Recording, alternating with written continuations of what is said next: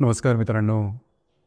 आजच्या या व्हिडिओमध्ये आपण चर्चा करणार आहोत विवाहामध्ये पती आणि पत्नी दोघांचे वृषभ रास असेल तर त्या दोघांमध्ये डिवोर्स किंवा घटस्फोटाची कारणं नेमकी कोणती असतील, अशी कोणती कारणं आहेत की जी महत्त्वपूर्ण होत आहेत आणि त्या कारणांवरच्या संदर्भात नेमकं काय करायला हवं.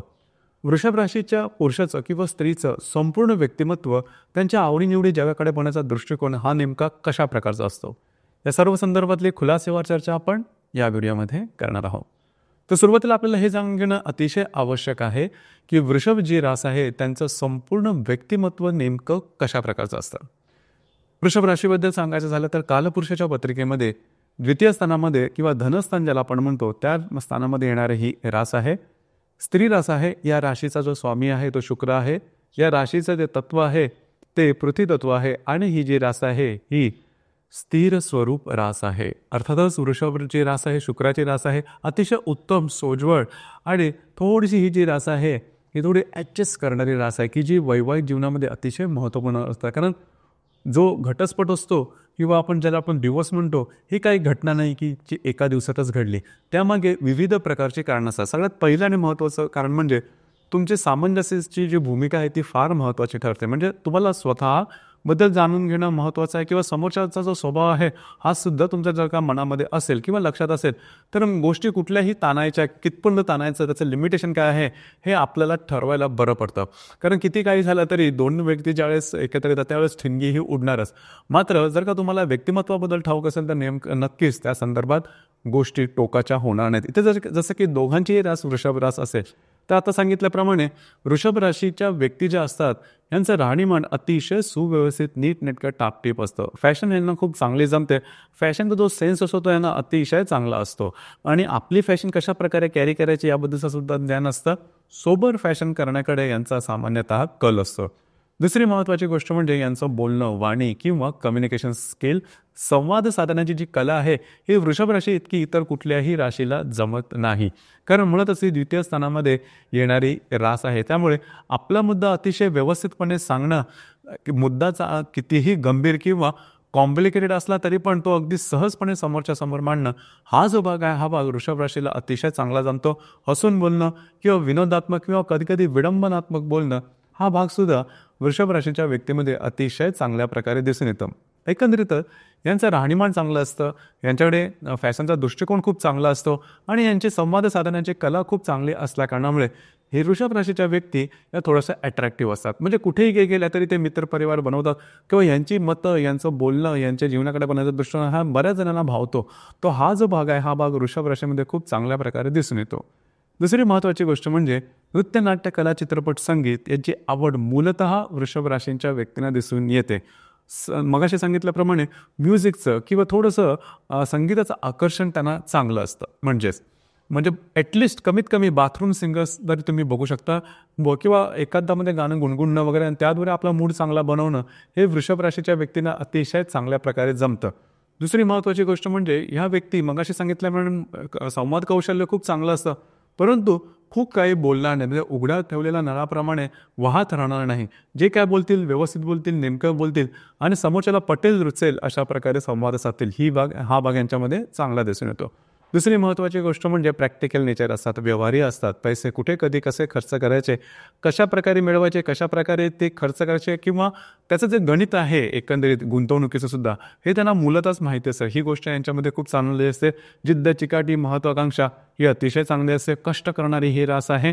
आणि या राशीचं दुसरं एक महत्त्वाचं गोष्ट म्हणजे वैयक्तिक जीवनात हे किती कष्ट करायचं किंवा किती त्रासात आहेत हे यांच्या बाह्य त्यांचं एकत्रित व्यक्तिमत्वावरून दिसणार नाही, जी की अतिशय चांगली आहे. दुसरी महत्त्वाची गोष्ट म्हणजे यांच्या एकंदरीत व्यक्तिमत्वाने तुम्हाला अजिबात जाणवणार नाहीत की यांच्यामध्ये कार्य करण्याची किंवा कष्ट करण्याची जी ताकद आहे किती आहे. कंटिन्युअस कष्ट, चिकाटी ज्याला आपण म्हणतो, एकच गोष्ट दर दिवशी उठून कंटिन्युअस त्यासाठी अंग मेहनत करण्याची जी तयारी किंवा त्यासाठीची जी ताकद आहे ही ताकद वृषभ राशीच्या व्यक्तींमध्ये अतिशय चांगल्या प्रकारची दिसते. फक्त मोटिवेशन फक्त पैशाचं थोडं असणं गरजेचं आहे, कारण व्यवहारी रास आहे त्याच्यामुळे ती गोष्ट थोडीशी महत्त्वपूर्ण राहते. खवय्ये असतात, चांगलं चांगलं खायला आवडतं आणि व्यवस्थित राहायला आवडतं. हा भाग जो आहे म्हणजे यांच्या व्यक्तिमत्वावरून कधी कधी तुम्हाला यांचं वयसुद्धा समजू शकणार नाही. थोडंसं मेदरुद्धी ज्याला आपण म्हणतो, म्हणजे थोडंसं जाडं होणं वगैरे, तर त्या ठिकाणी लक्ष देणं गरजेचं राहील. फिटनेसकडे लक्ष देणं महत्त्वपूर्ण राहील. आता या वृषभ राशीमध्ये एकंदरीत 3 नक्षत्र येतात: कृतिका, रोहिणी आणि मृगशीर्ष. पैकी जे कृतिका नक्षत्र आहे याच्यामध्ये जबरदस्त कार्य करण्याची ऊर्जा आहे, स्वइंतरती पुढे जाणार आहे, दुसऱ्याची मदत ध्यानात घेतलेली आवडत नाही, थोडेसे डिसिप्लिन अर्थात संपूर्ण जी वृषभ राशी आहे थोडी डिसिप्लिनवाली आहे, लक्षात घ्या, कारण स्थिर स्वरूपाची आहे. तर डिसिप्लिन नेचर हा थोडासा कृतिका नक्षत्रामध्ये जास्त प्रमाणात दिसून येतो. ही गोष्ट थोडीशी आहे या राशीमध्ये. आणि स्वतःच्या हिमतीवरती पुढे कधी कधी हे नक्षत्र आहे किंवा या नक्षत्राच्या व्यक्ती, मग ते स्त्री असो वा पुरुष, थोडासा त्यांचा स्वभाव तुम्हाला तिखट जाणवेल. म्हणजे कधी कधी जर का समोरच्याचं काय चुकलं किंवा समोरचा काही वेगळा वागला तर पटकन थोडंसं त्यांची जी वाणी असते ती तिखट होऊ शकते. मात्र कर्तृत्वाच्या दृष्टीने जबरदस्त पुढे जाणारं हे नक्षत्र आहे. बिनधास्त यांना स्वतः मेहनत केलेलं आवडतं आणि सगळ्यात महत्त्वाची गोष्ट म्हणजे बिझनेस माइंडेड हे असतात, म्हणजे बिझनेस अतिशय चांगल्या प्रकारे करू शकतात. दुसरी महत्त्वाची गोष्ट, दुसरं जे नक्षत्र आहे ते म्हणजे रोहिणी नक्षत्र. रोहिणीचे नक्षत्र ते हॅपी गो लकीवालं नक्षत्र आहे. म्हणजे आनंदात राहायचं, आनंदात जीवनाकडे बघायचं. म्हणजे ह्याच्या वैयक्तिक जीवनामध्ये कितीही त्रास असेल तरी यांचा जीवनाकडे बघण्याचा दृष्टिकोन मात्र सकारात्मक असतो. लहानपणापासून थोडंसं लाडामध्ये वाढलेलं हे नक्षत्र आहे. त्यामुळे आनंदी जीवनाची यांची व्याख्या ही खरोखरच त्यांच्याकडे बघून किंवा यांच्या एकंदरीत जीवनाकडे बघून तुम्ही त्याची आनंदाची व्याख्या नक्की करू शकता. किंवा कधी कधी रोहिणी नक्षत्राचे जे पुरुष किंवा स्त्री अतिशय वाईट किंवा थोड्याशा खालच्या परिस्थितीमध्ये आर्थिक स्थैर्यामध्ये जरी असले तरी जीवनाकडे बघण्याचा जो सकारात्मक दृष्टिकोन आहे तो रोहिणी नक्षत्रामध्ये खूप चांगल्या प्रकारे दिसून येतो. अधिभौतिक सुखाची जास्त आवड असते. खास करून रोहिणी नक्षत्राच्या स्त्री असतात यांना दागदागिन्यांची आवड भरपूर असते किंवा आपल्याला भरपूर दागदागिने असावे आणि ते आपण मिरवावे, हा जो भाग आहे हा रोहिणी नक्षत्राच्या स्त्रीमध्ये थोडासा जास्त असतो. आणि थोडंसं आपण घरापेक्षा घरातल्या बाहेर काम करणं किंवा यांना जास्त मेहनत वगैरे तशी जमत नाही, मजेमध्ये आयुष्य घालवायचा हा भाग थोडासा असतो. म्हणजे घरातलं काम त्यांना थोडंसं आवडत नाही, घराच्यापेक्षा बाहेरून हॉटेलमधून काहीतरी पार्सल आणावं आणि त्यामध्ये आनंद मानावा, हा भाग रोहिणी नक्षत्राच्या स्त्रीमध्ये दिसून येतो. परंतु एक गोष्ट मात्र नक्की आहे की रोहिणी नक्षत्र जी स्त्री आहे ही मूलतः थोडंसं आपण लक फॅक्टर म्हणतो हा थोडा चांगला असतो, त्यामुळे जास्त मेहनत तशी पण करायला लागत नाही. दुसरी महत्त्वाची गोष्ट म्हणजे मृग नक्षत्र. मृग नक्षत्राच्या बाबतीत सांगायचं झालं तर मृग नक्षत्राच्या ज्या व्यक्ती, मग ते स्त्री असो वा पुरुष, भरपूर अलर्ट असतात. भविष्यात येणारा कालावधी करता नेमकं काय करायला हवं, त्याची पुंजी नेमकी कशाप्रकारे साठवून ठेवायला हवी. आणि दुसरी महत्त्वाची गोष्ट म्हणजे अतिशय अलर्ट असतात. त्यांना वाचण्याची वगैरे खूप आवड असते, पुस्तके विविध विषयाची वाचण्याची आवड असते. त्याच्यामुळे यांच्याकडे ज्ञानाचा भंडार वगैरे खूप चांगला असतो. म्हणजे गोष्टी कशाप्रकारे जुळवून आणायच्या, कशाप्रकारे करायचं याचं ज्ञान त्यांना खूप चांगलं असतं. आपला मुद्दा दुसऱ्याला पटवून कसा सांगायचा, वेगवेगळ्या मुद्द्यांद्वारे त्यांचे जे बोलणं असतं ते समोरच्या व्यक्तीला कसं पटवून द्यायचं, यामध्ये यांचा हातखंड खूप चांगल्या प्रकारचा असतो. अतिशय अलर्ट, मगाशी सांगितल्याप्रमाणे छोट्या छोट्या गोष्टीचा सुद्धा व्यवस्थितपणे विचार करता, परंतु छोट्या छोट्या गोष्टीचा फार काही स्ट्रेस घेणार नाही आणि छोट्या छोट्या गोष्टीसुद्धा अनुभवातून त्या पुढे जाणारे असतात.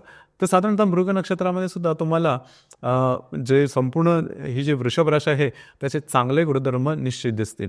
तर एकंदरीत आता तुम्हाला समजलं असेल की वृषभ रास किंवा वृषभ राशीच्या व्यक्ती या नेमका कशा प्रकारच्या असतात. आता इथे एक गोष्ट राहिली की दोन्ही समजा वृषभ राशीचे असतील, म्हणजे पती पत्नी दोन्ही वृषभ राशीचे असेल तर त्यामध्ये घटस्फोट होऊ शकतो का. लक्षात घ्या, दोघांचे समजा वृषभ राशी असेल तर त्यामध्ये 36 गुण समजले जातात. अर्थात 36 गुण म्हणजे सगळं काही चांगलं असतं असं अजिबात नाही. लक्षात घ्या, स्त्री आणि पुरुषांचे स्वतःचे सुद्धा असे काही गुणधर्म असतात. जसं की वृषभ राशीचे जे पुरुष असतात त्यांच्यामध्ये कधी कधी हट्टीपणाचा जो भाव असतो हा थोडासा जास्त असतो. ही गोष्ट थोडी महत्त्वाची आहे, लक्षात घ्या.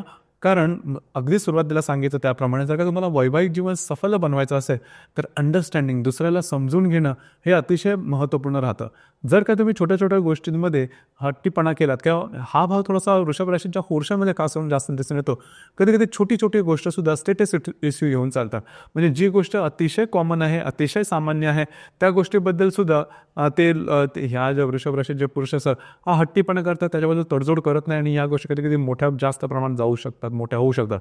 दुसरी गोष्ट म्हणजे सेल्फ रिस्पेक्ट. म्हणजे वृषभ राशीचे जे पुरुष त्यांना स्वतःचा सेल्फ रिस्पेक्ट हवा असतो, पण तो दुसऱ्याचा सेल्फ रिस्पेक्ट देताना मात्र विचार करतात. तर इथे सुद्धा गोष्टी थोड्याशा वेगळ्या होऊ शकतात, ही गोष्ट लक्षात घ्या. आणि दुसरीकडे समजा वृषभ राशीची जी स्त्री किंवा पत्नी यांच्याबद्दल सुद्धा सांगायचं झालं तर त्यांच्याकडे सुद्धा थोडासा हट्टीपणा असतो. तर समजा दोघांनी समजा हट्टीपणा दाखवला तर मग तडजोड कोण करणार, मग त्या गोष्टी थोड्याशा टोकाच्या होऊ शकतात. इथे वृषभ राशीमध्ये येणारे जे पहिले 10 अंश आहेत किंवा पहिले जे 3 चरण आहेत ते कृतिका नक्षत्राचे आहे. ही गोष्ट थोडीशी महत्त्वाची आहे. कृतिका नक्षत्राचे दोघे जर असतील म्हणजे पती आणि पत्नी दोघे जर का कृतिका नक्षत्राचे असतील तर मग काय घटस्फोटाचे चान्सेस बऱ्याच प्रमाणात आढळतात, कारण दोन्हीचे नक्षत्र पूर्णपणे इंडिपेंडेंट आहेत, झुकणारे नाही आहेत, तडजोड करणारे नाही आहेत आणि मग गोष्टी थोड्याशा टोकाच्या होऊ शकतात. या गोष्टीकडे थोडंसं लक्ष देणं गरजेचं आहे. आणि दुसरी गोष्ट म्हणजे वृषभ राशीच्या ज्या स्त्री आहेत किंवा पत्नी आहेत, आणखीन यांनी त्यांचे जे स्पेंडिंग आहे, त्याचे जे खर्च आहे त्यावर लक्ष देणं गरजेचं राहील. खास करून रोहिणी नक्षत्राची जी स्त्री आहे ही थोडीशी खर्चिक असू शकते. स्वतःवरती थोडासा जास्त खर्च करणं आणि त्यान्वये वादविवादाला आमंत्रण देणं हा प्रकार होऊ शकतो. तर या 2-3 गोष्टी त्याकडे लक्ष दिल्या तर साधारणतः वैवाहिक जीवनामध्ये फारसे मोठे त्रास होणार नाहीत. या व्यतिरिक्त जर का तुमच्या वैवाहिक जीवनात प्रॉब्लेम कॉम्प्लिकेशन येत असतील तर तुमची जी कुंडली आहे ती पाहणं थोडंसं गरजेचं ठरेल, कारण आत्तापर्यंत आपण वृषभ राशीचं जे वर्णन केलं ते फक्त आणि फक्त चंद्र राशीवरून केलं. प्रत्येक पत्रिकेमध्ये चंद्राव्यतिरिक्त बाकी 11 ग्रहसुद्धा असतात, ते वेगवेगळ्या राशी नक्षत्रात असू शकतात आणि त्याचे परिणाम तुमच्या आयुष्याच्या वेगवेगळ्या फील्डवरती किंवा प्रभागांवरती होऊ शकतो. ते नेमके कारणं कोणते आहेत, कशा प्रकारचे आहेत ते जाणून घेणं गरजेचं राहील. तुमची पत्रिका बघून त्याद्वारे ते सांगता येऊ शकेल. तर मित्रांनो, हे होतं वैवाहिक जीवनामध्ये घटस्फोटाच्या कारणामागे वृषभ राशीचे पती पत्नी असतील तर नेमकी कोणती कारणं असू शकतील या संदर्भातली चर्चा. धन्यवाद.